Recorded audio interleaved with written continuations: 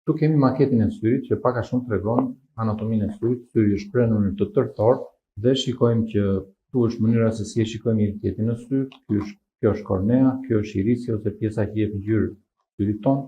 Kjo rrumbullakta në mes është bebja e syrit. Po të futemi në brendësi të syrit, pjesa e dukshme me ngjyrë që është rozë në të kuqe quhet retina e syrit. Në popull i thonë edhe pasqyra ose drita e syrit. Pse i thonë drita e syrit? Sepse nëse nuk do të ekzistonte retina, ose nëse kjo retinë e syrit do të ishte patologjike, do të ishte e sëmurë, atëherë shikimi nuk do të realizohej. Gjithë pjesët e syrit, nga përpara, duke filluar nga kornea, duke filluar nga pupila, duke vazhduar me kristalinin ose me lentën që kemi ne, të gjitha këto ose vitroz, xheli i syrit, të gjitha këto janë situash janë si xhama të vendosura njëri pas tjetrit, dhe detyra e këtyre është që ta transmetojë dritën të plot dhe të pandërprer dhe ta sjellin këtë te retina e syrit. Ndërkohë, në momentin që drita vjen tek retina, është retina ajo që e përpunon objektin, dritën, figurën dhe gjithçka, dhe këtë figurë ja çon trurit nëpërmjet nervit optik. Problematika e parë mund të jetë çarja e retinës ose shkolitja e retinës. Pse ndodh çarja ose shkolitja e retinës? Retina vesh 3/4 e sipërfaqes së brendshme të syrit. 1/4 nuk e vesh dot për arsye se ka disa struktura të tjera. Shkolitja e retinës fillon në periferi dal derisa ai lëngu i syrit e zhvesh dhe e shkolit totalisht gjithë retinën nga shtresat e tjera të saj, duke çuar në humbjen e shikimit. Nëse pacienti e identifikon në mënyrë të menjëhershme çarjen e retinës, dhe identifikimi ndodh nëpërmjet kësaj që gjithmonë ta pacient shikojnë një shkëndijë të fortë, si vetëtim, si shkëndijë elektrike. Në moment, nëse ky individ vjen pranë një klinike okulistike, patjetër që kjo çarje e retinës korrigjohet në mënyrë shumë të thjeshtë, duke e salduar me atë që ne i themi lazer argon. Saldohet pjesa e çarjes e retinës dhe rikuperohet avash syri dhe shpëton edhe nga verbëria, edhe nga humbja e shikimit, edhe nga operacionet e tjera të mundshme që do të bëheshin nëse kjo retinë do shkolitet akoma më shumë. Është më e lehtë korrigjimi i kësaj retine të shkolitur ristazi sesa një retinë që ka 6 muaj apo 1 vit të shkolitur. Por çfarë ndodh në rastet kur individi nuk i kushton rëndësi kësaj ose nuk i jep rëndësinë e duhur ose nuk e kupton? Në rastet kur koha është më e gjatë, patjetër që nga ana anatomike kjo retinë duhet pothitur në vendin e saj, por pritshmëria për të rikthyer ai shikim që ka qenë është më e vogël. Tani le të flasim për një problematikë tjetër të retinës, e cila shfaqet kryesisht tek individët, le të themi mbi moshën 60 vjeç.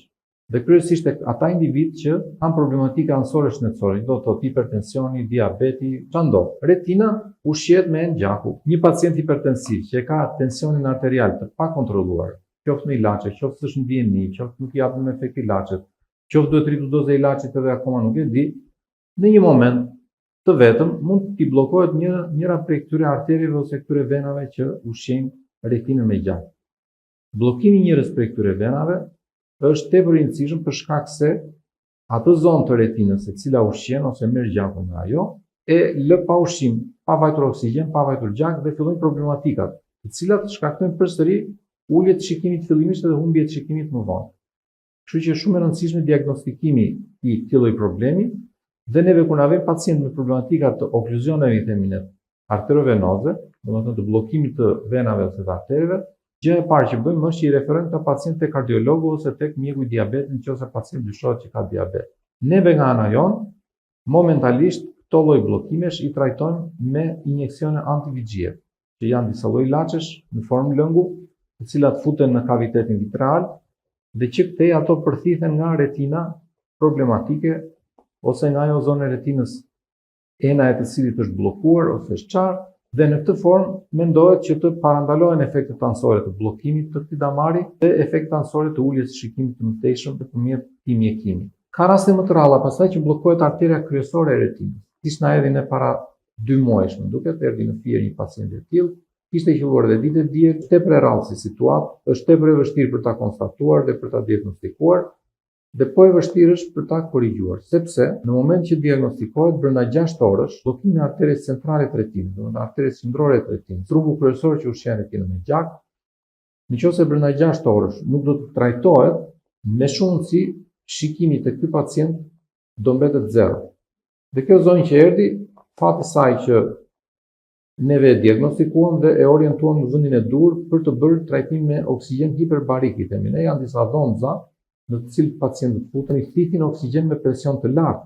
Në mushkëritë e tyre dhe nëpërmjet kësaj gjeje, oksigjeni me presion të lartë shkon edhe në retinë, duke korrigjuar efektet anësore ose pasojat që ka shkaktuar bllokimi i arterjes qendrore të retinës. Në lidhje me bllokimin e arterjes qendrore ose okluzionin e arterjes centrale të retinës.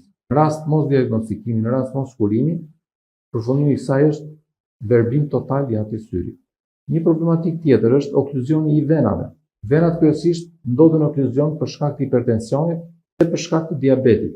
Diabeti është sëmundja numër 1 që prek retinën e pacientëve me diabet. Prandaj është e rëndësishme që të bëhet check-up-i her pas here.